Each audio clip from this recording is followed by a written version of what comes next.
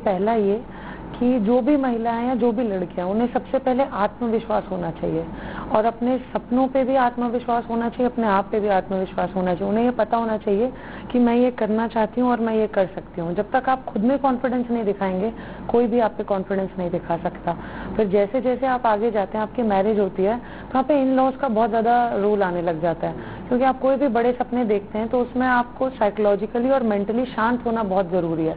तो वो जो शांति है वो आपको आपके इन लॉज, आपके फैमिली मेंबर्स ही दे सकते हैं। तो जितना ज़्यादा हो सके उतना सपोर्ट करना चाहिए, क्योंकि जैसे वो बच्ची बढ़ के, आजकल का एटमॉस्फेयर ऐसा है कि चाहे वो लड़का हो या लड़की, उसमें कोई डिफरेंस नहीं करते माँ बाप, तो वो उस तरीके से उस बच्ची को बड़ा करते हैं। तो वो जो जिनके यहाँ वो शादी होके जाते हैं, उन्हें ये समझना चाहिए कि किस तरीके से वो बच्ची को बड़ा किया गया है, और वो सेम एटमॉस्फेयर उसके लिए क्रिएट करने की कोशिश करनी चाहिए ताकि वो अपने सपनों को हासिल कर सके। बिल्कुल, बहुत इम्पोर्टेंट बात आपने कही कि वही एटमॉस्फेयर क्रिएट करना चाहिए ससुराल में भी। बहुत अच्छी बात है यहाँ पर।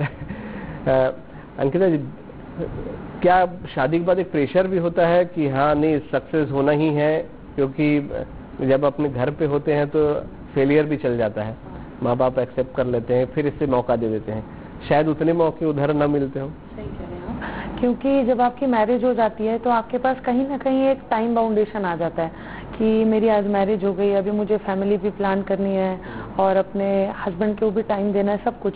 तो घर में जब आप होते हो तो आपके जो इनिशियल फेलियर्स होते हैं, क्योंकि आप बचपन से लेकर जब तक बड़े होते हैं तो आपके माँ बाप आपके फेलियर सक्सेस दोनों को देखते हैं, तो आपके साथ दोनों में सपोर्ट करते हैं। लेकिन बाद में फेलियर्स होते हैं तो आपको खुद में भी लगता है कि, जैसे मुझे भी एहसास होता था कि कहीं मैं अपने हस्बैंड का टाइम तो नहीं खराब कर रही हूँ, कहीं मैं अपनी फैमिली तो नहीं पीछे कर ले रही हूँ।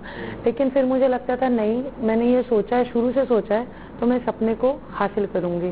तो एक टाइम लिमिट वाली चीज जरूर आ जाती है कि मुझे इतने साल में, इतने दिनों में इसको करना है, पर उससे थोड़ा सा कहीं ना कहीं दिमाग में एक साइकोलॉजिकल बैरियर आता है। आप सही कह रहे हैं, लेकिन आई थिंक उसको ही ओवरकम करना ही अपने ड्रीम को हासिल करने का फर्स्ट कदम होता है आफ्टर मैरिज। तो समय कैसे निकालती थी फिर आप पढ़ने के?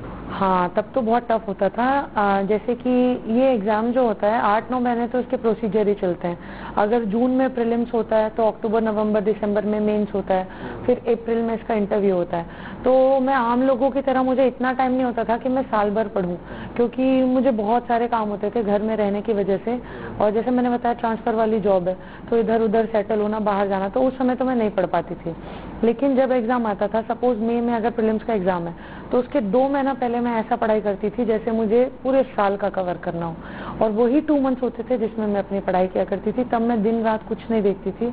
सुबह उठने के बाद जो मैं पढ़ने बैठती थी तो मैं रात में सोते तक पढ़ती ही रहती थी, जितना भी टाइम है, क्योंकि मुझे ये पता, ये एग्जाम आप अकेले नहीं लिख रहे होते हैं, आपके साथ और भी अन्य लोग होते हैं जो साल भर तैयारी कर रहे हैं और वो लिख रहे हैं। तो वो तो दिन में 8 घंटे, 6 घंटे, 10 घंटे अपने अनुसार पढ़ रहे हैं।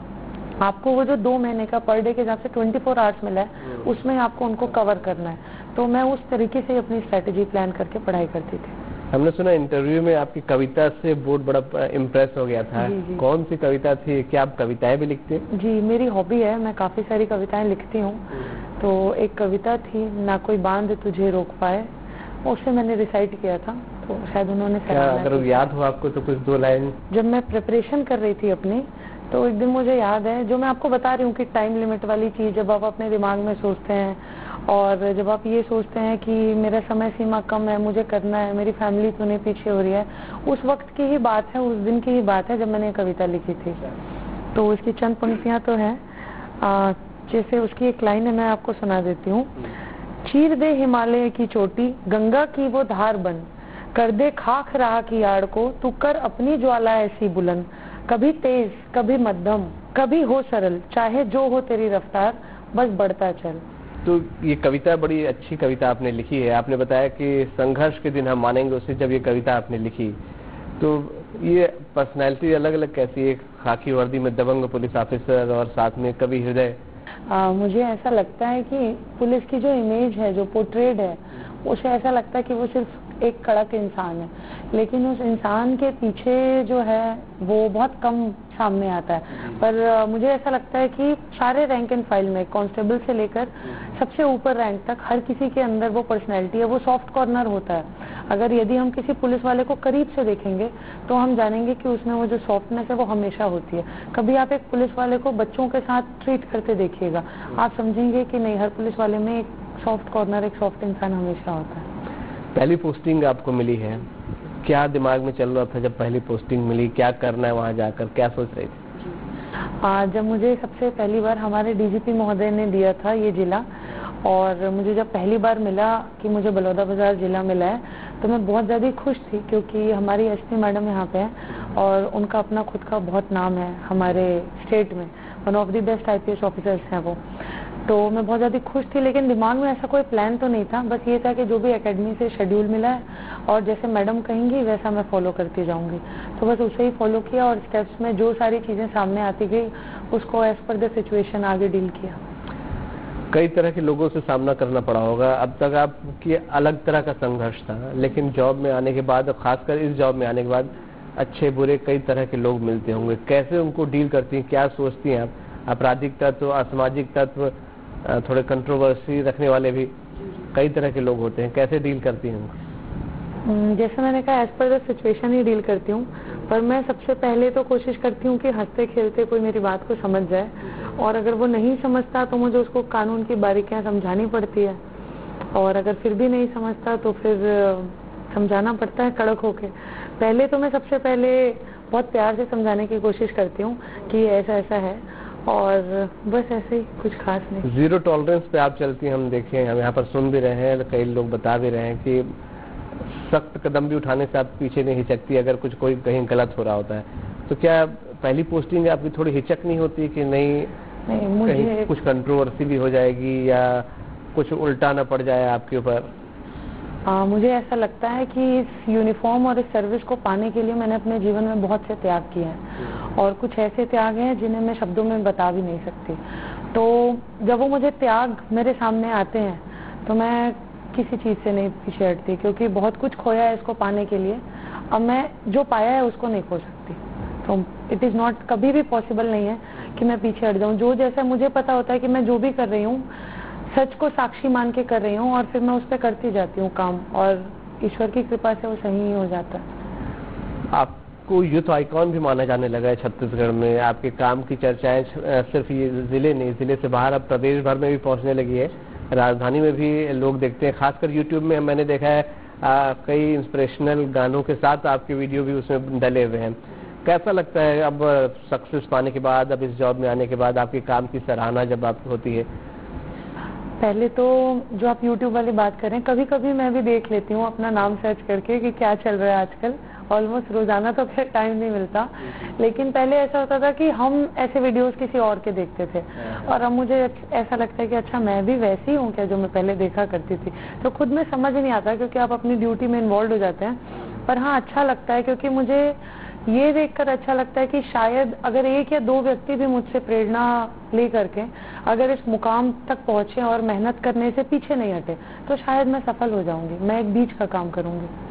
अब महिला है, महिला ऑफिसर हैं, एज ए महिला ऑफिसर, महिला होने की वजह से क्या कुछ दिक्कतें काम में भी आपको फेस करती हैं या महसूस करती हैं?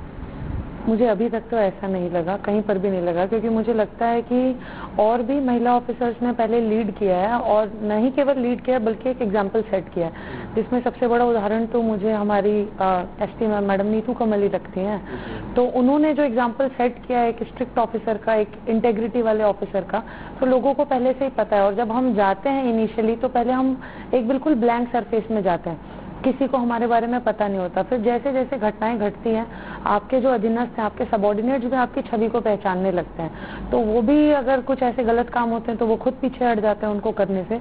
और जहाँ पर सही है, यदि उनको ये दिखता है कि मेरा ऑफिसर मेरे लिए स्टैंड ले रहा है, सच के लिए स्टैंड ले रहा है, तो वो खुद सच के लिए स्टैंड लेने लगते हैं, और ऑटोमेटिकली पूरे सर्विस में एक ऐसा एटमॉस्फेयर क्रिएट हो जाता है। ऐसे दो सवाल मेरे जरूर होंगे। एक तो महिला ऑफिसर आपको मिली जब आपने ज्वाइनिंग की, तो इसका कुछ फायदा आपको जरूर मिला होगा, और दूसरा सवाल ये कि एक पुरुषवादी मानसिकता होती है कि कोई लेडी अगर आपको लीड कर रही तो थोड़ा सा हिचक होती है या एक्सेप्ट नहीं कर पाता, पुरानी जो मानसिकता होती है, क्या ऐसा भी कुछ देखने को मिला?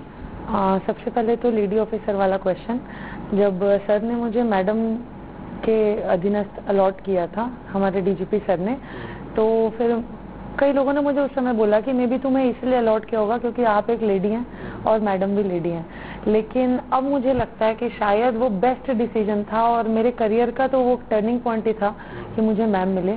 और ऐसा कुछ तो अभी तक, जैसे आपने दूसरा क्वेश्चन किया तो सबॉर्डिनेट्स के मन में ऐसा कुछ होना, तो मैंने अभी तक ऐसा पाया तो नहीं कि उनके मन में ये होता है कि आप ऐसे कर सकते हैं। और मोर ओवर ऐसा भी होता है, जैसे मेरा अगर इतने दिनों का देखा जाए, 1 महीना 2 महीना का जो भी परफॉर्मेंस रहा होगा, तो उसमें वो भी धीरे धीरे समझ जाते हैं कि हमारा अधिकारी किस किस्म का है। क्या हम उसको एक महिला के रूप में ही आंकेंगे या फिर हम उसको एक ऑफिसर के रूप में आंकेंगे, तो ये डिसीजन उनके खुद का होता है। और आप ये व्यक्तिगत रूप से, ये मेरी जिम्मेदारी है कि क्या मैं अपनी छवि उनको एक सिर्फ महिला हूँ ये दिखाऊं या फिर मैं एक ऑफिसर हूँ ये बताऊं।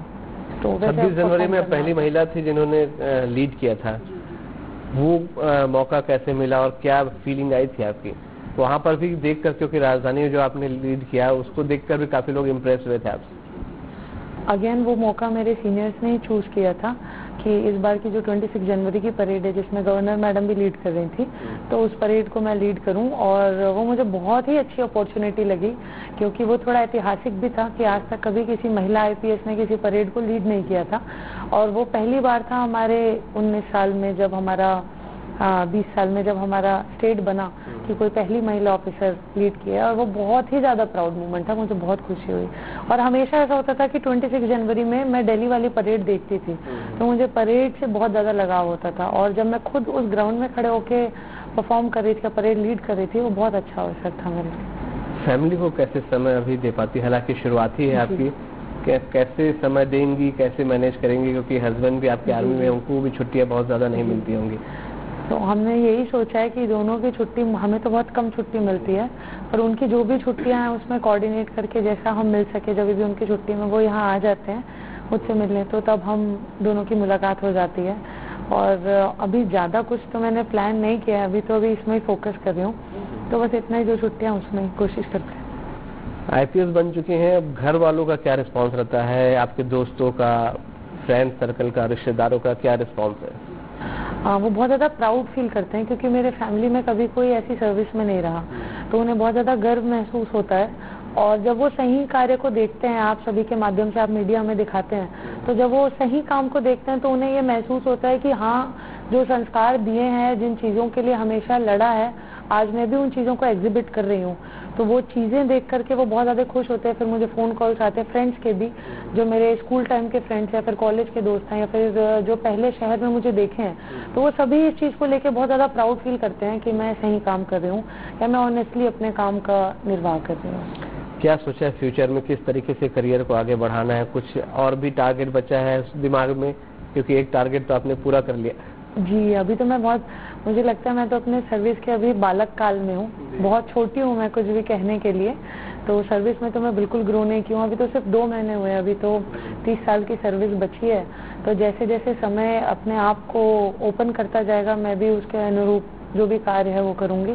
ऐसा कुछ सोचा नहीं है, परंतु हाँ, एक उद्देश्य मेरा हमेशा रहता है कि मैं महिला सशक्तिकरण और बच्चों के लिए जितना ज़्यादा हो सके, ज़्यादा से ज़्यादा उस क्षेत्र में कार्य करूं और किसी के साथ कभी भी कुछ गलत ना होने दूं। ये मेरा मेन टारगेट है। महिलाओं के लिए भी बहुत सारी सेफ्टी की बात करते हैं। अभी हाल ही में विधानसभा में भी इसको लेकर चर्चा हुई थी। क्या सोचती हैं कि किस तरीके से महिलाओं को प्रोटेक्शन मिल सकता है? महिलाओं का क्या योगदान हो सकता है? समाज का क्या, पुलिस का क्या हो सकता है? आपने 3 बातें कही, महिलाओं का योगदान, पुलिस का योगदान और समाज का योगदान।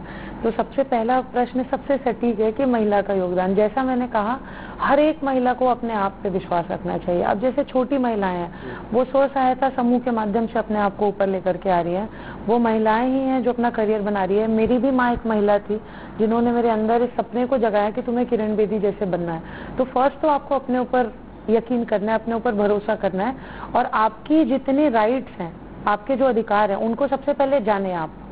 जब तक आप अधिकार नहीं जानेंगे, आप उसके हक के लिए लड़ भी नहीं सकते।